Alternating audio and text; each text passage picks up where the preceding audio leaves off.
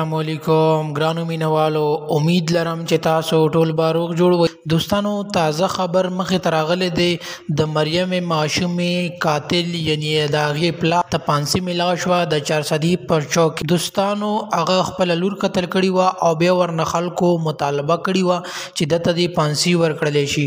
نو دوستانو، حکومت اډر وکړو او د مریم معصومې پلار ته یې د چارسدي په چوک کې پانسي دوستانو، مکمل معلومات در سره په دې ویډیو کې شریکوم. زموږ ویډیو در سره تر اخره وګورئ د مکمل معلومات نه خبر شئ. دوستانو، ویډیو کتو مخکې که تاسو زموږ په دې چینل کې نوي وئ نو زموږ د چینل مخه در سره ضرور سبسکرایب کړئ چې زموږ کومه نوې ویډیو راځي چې هغه تاسو ته په اسانۍ سره او د دې سره د ټالۍ نشانه مو ووایي چې تاسو د تازه معلومات نه زر تر زر خبرېږئ. دوستانو، څو ورځې مخکې ډېره افسوسناکه دردناکه واقعه مخې ته راغلې. د چارسده سره تعلق لرونکی ظالم پلار خپله د 5 کالو ماشومه مریم معصومه قتل کړې وه، په چاړه باندې حلاله کړې وه. دوستانو، دې وجه باندې حلاله کړې وه چې دا زما ناجایزه اولاد دی، یعنی مطلب دا چې دا زما لور نه دی، یعنی دا د بل چا نه شوي دی.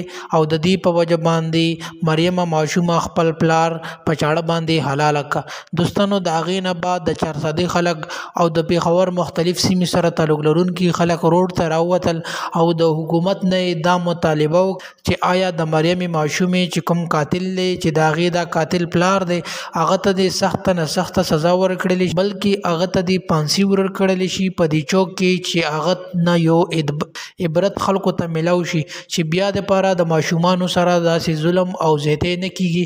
ځکه چې په پاکستان کې نن سبا دا شی ډېر په تیزۍ سره روان دی چې د ماشومانو سره ظلم او زیاتی خلک وکړي او د هغې نه بعد یې قتل کړي. دوستانو، امید لرم چې تاسو به زموږ معلوماتي ویډیو ضرور خوښه شوي.